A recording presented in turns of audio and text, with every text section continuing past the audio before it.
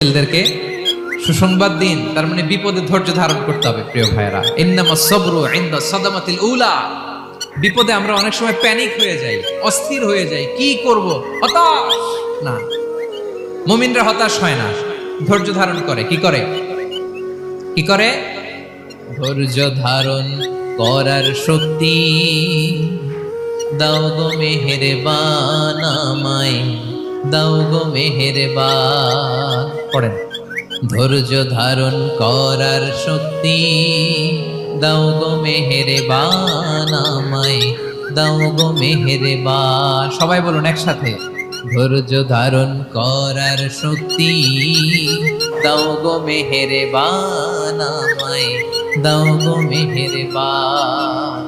বুকের ভেতর ব্যথার নদী বইছে অবিরা, বইছে